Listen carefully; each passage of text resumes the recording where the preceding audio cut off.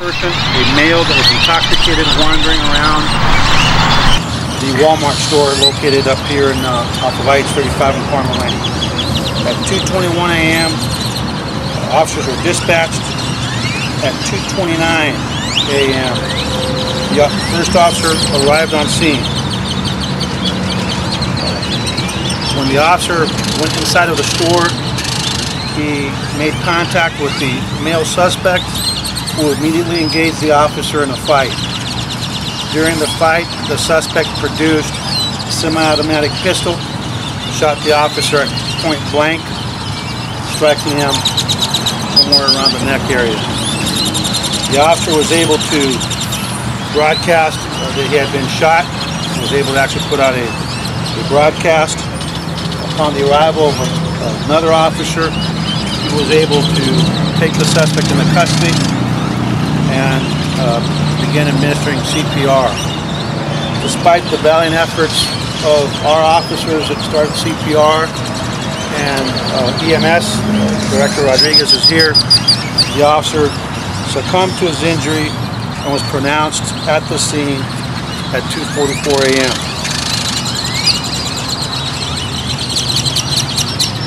We have notified the officer's family.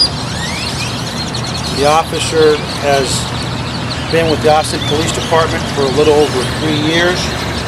Prior to being employed as a member of the Austin Police Department, he worked for the Airport Police as part of the Public Safety and Emergency Management Department that consolidated with us back in 2009. And prior to that, he worked for the San Angelo Police Department. The officer leaves behind his parents, 2 young daughters, ages 10 and 6.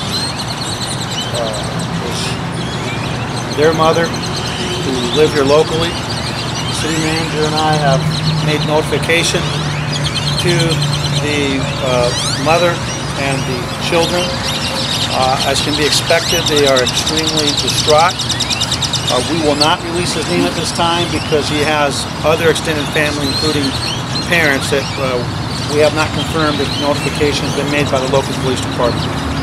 I personally want to thank some of the employees at Walmart that we will identify when the time is appropriate.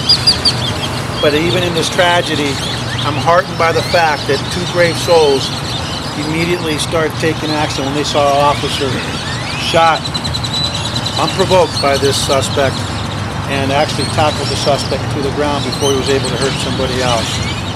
I'm also very thankful to EMS and to our responding officers for their efforts at trying to save our officer. It's a tragedy on Good Friday to lose an officer like this, but it's part of what these men and women do. They know when they become police officers that this is ultimately the sacrifice they're willing to make. I want to really thank especially our boss, Mark Ott, for he's always at these incidents and hunting down the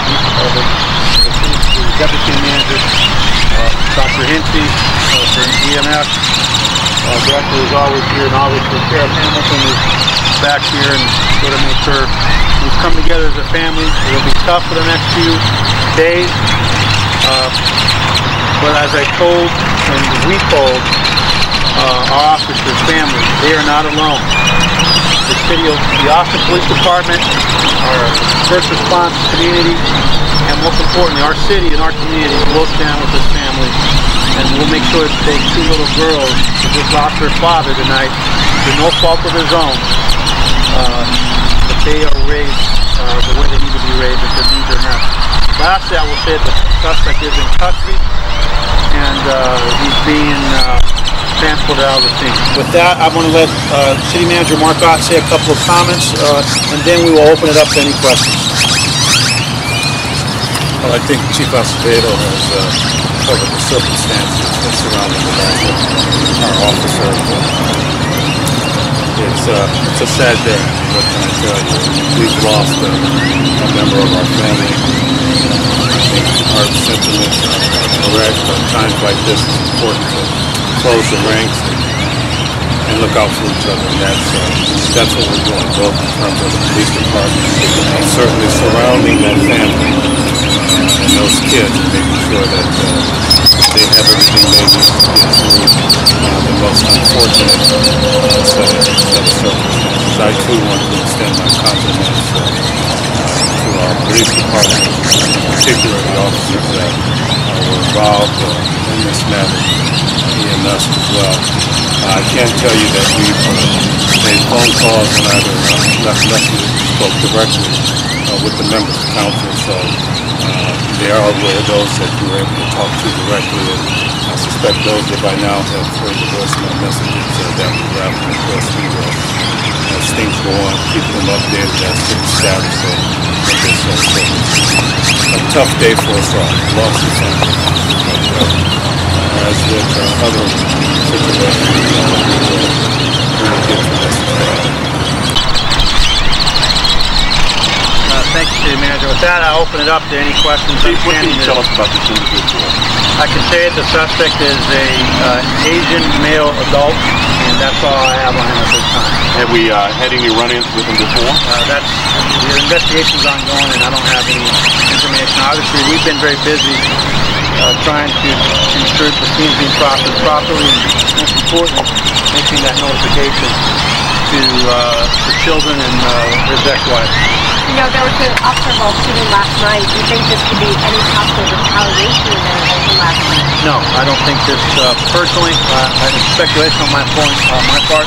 I don't believe for a minute this has anything to do with the officer shooting last night. Chief, Walmart intended to tackle this individual. You mentioned them just a few moments ago. Describe that scene for us. What did they tell you that they did? Well, preliminarily what I have is that after they saw the altercation, the officer shot, the officer go down, they immediately tackled him, took him to the ground, and he was disarmed. The officer was able to put out a broadcast that he had been shot. We had a responding officer, his backup officer already en route, and this is a routine call. I mean, what makes our job deadly is that there's no such thing as routine, and at any moment you can go from being stopped at a red light to being engaged in a fight for your life. And so I can tell you that when he responded and you arrived, they already had the suspect on his back, and they were able to point him out. He was able to take him into custody, recover the firearm, and thankfully nobody else got hurt.